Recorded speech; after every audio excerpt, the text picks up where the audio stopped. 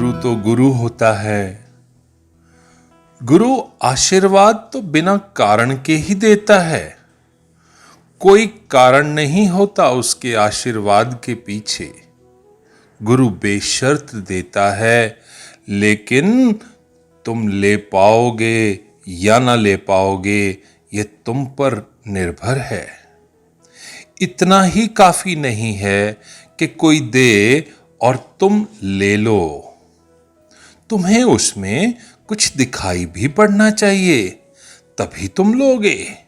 तुम्हारा स्वार्थ है और गुरु निस्वार्थ है। वर्षा हो और तुम छाते की ओंट में खड़े हो जाओ तो तुम न भीगोगे। आशीर्वाद बरसे और तुम अहंकार की ओट में रह जाओ, अहंकार के छाते में छिप जाओ तो तुम ना भीगोगे। वर्षा हो जाएगी, तुम सूखे के सूखे रह जाओगे।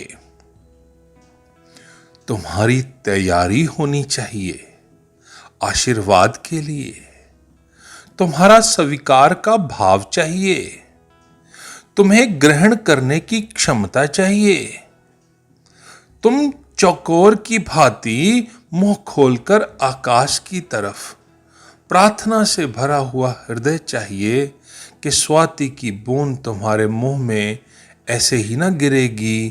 तुम्हारा मुंह खुला होना चाहिए, आकाश की तरफ उठा होना चाहिए। जब भी तुम गुरु के पास झुको तो सिर्फ झुकना ही नहीं चाहिए। ऐसा ना हो कि सिर्फ तुम्हारा सिर झुके और हृदय बिना झुके रह जाए। अगर हृदय भी झुकेगा तो आशीर्वाद बरसेगा और तुम भीगोगे भी। गुरु कभी नहीं सोचता कि तुम्हारी कोई पात्रता होगी तो मैं आशीर्वाद दूंगा, लेकिन तुम्हारी पात्रता ना होगी तो दिया हुआ आशीर्वाद तुम तक ना पहुंच पाएगा, व्यर्थ ही चला जाएगा। गुरु आशीर्वाद देता है ये कहना ठीक नहीं। गुरु से तो आशीर्वाद बरसता है। जैसे दिए से रोशनी झरती है, फूल से गंध बहती है, गुरु कुछ ऐसा ही करता है। ऐसा उसमें कुछ नहीं कि वो विशेष रूप से आपके लिए कर रहा है। ऐसा कुछ भी नहीं। जो परमात्मा को पा लेता है उसमें से सुगंध निकलती है और रोशनी निकलती है। ये उसके होने का ढंग है। उसने जो ऊंचाई पाई है उससे उसके होने का ढंग है। अगर तुम तैयार ना हुए तो तुम्हारे ऊपर जन्मों जन्मों की जो धूल है पड़ी की पड़ी रह जाएगी। हां, अगर तुम तैयार हो हृदय से झुकने के लिए, गुरु का आशीर्वाद लेने के लिए, तो तुम्हारे मार्ग के कांटे हट जाएंगे। फूलों से भर जाएगा तुम्हारा मार्ग।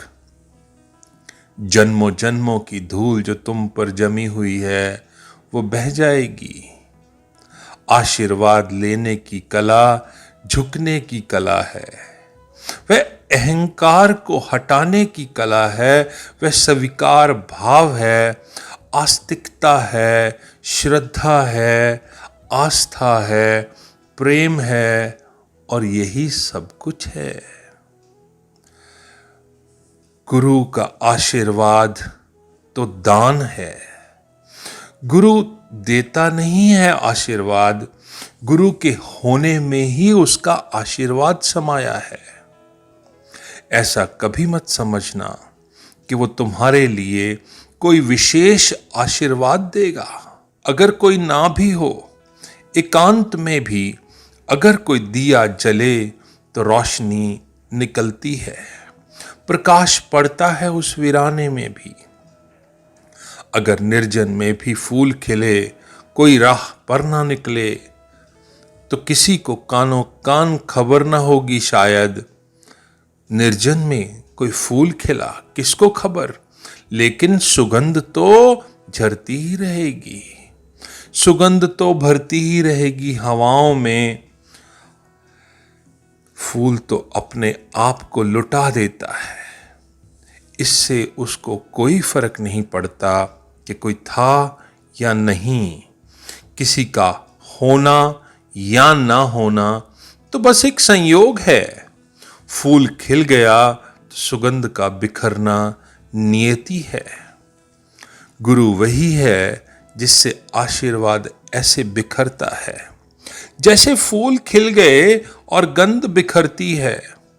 संयोग की बात है कि कोई ले ले या कोई ना ले, कोई अपने साथ उसे संजो ले या कोई ना ले।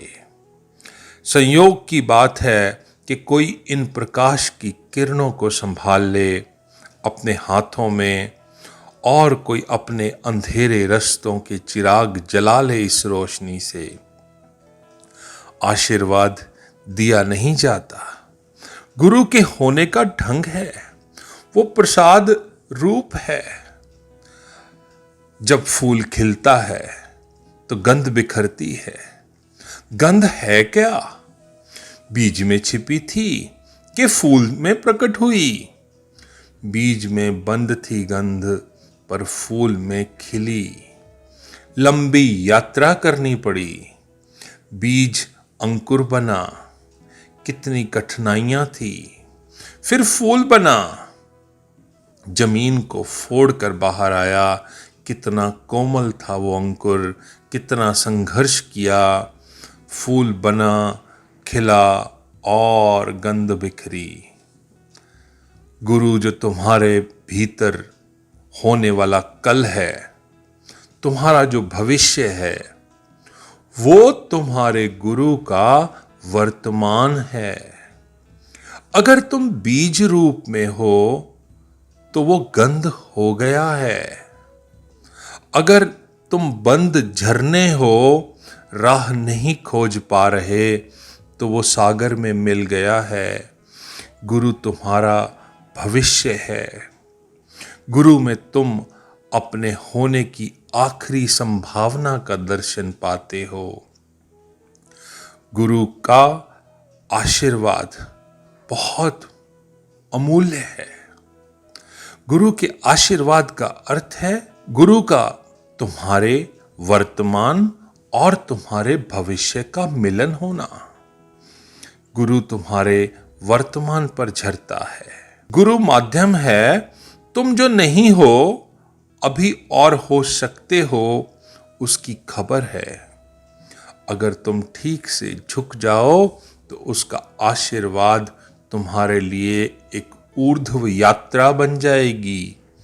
वह तुम्हारे ऊपर उतरेगा, बरसेगा, जैसे आकाश से वर्षा होती है, जमीन में छिपे बीज तक पहुंच जाती है। तत्क्षण बीज का अंकुर फूट जाता है और बीज आकाश की तरफ उठने लगता है। आशीर्वाद में गुरु तुम तक पहुंचेगा, उतरेगा, उसका अस्तित्व तुम्हारे अस्तित्व को छुएगा। तुम्हारी भूमि में अंधेरे में दबे हुए बीज पर उसकी वर्षा होगी और तत्क्षण तुम ऊपर की यात्रा पर निकल पड़ोगे। आशीर्वाद का अर्थ है गुरु ने तुम्हारे शून्य में, तुम्हारी रिक्तता में, तुम्हारे खालीपन में अपने आप को भरा, ताकि तुम्हारे जीवन में जो दबा पड़ा है भीतर, उसे कोई पुकार मिल जाए, उसे कोई शक्ति मिल जाए, कोई सुगबुगाहट पैदा हो। जो भीतर तुम्हारे बीज हैं वो भी अंकुरित होने लगें, उन्हें खबर मिल जाए कि मैं क्या हो सकता हूँ। इसीलिए भक्ति शास्त्र सत्संग की महिमा गाता है। तुम करीब आओ, तुम झुको, गुरु तुम्हारे करीब आ पाता है। तुम झुको तो वो तुम्हारे अंदर उतर पाता है। हर आशीर्वाद में परमात्मा अवतरित होता है, हर आशीर्वाद अवतार है।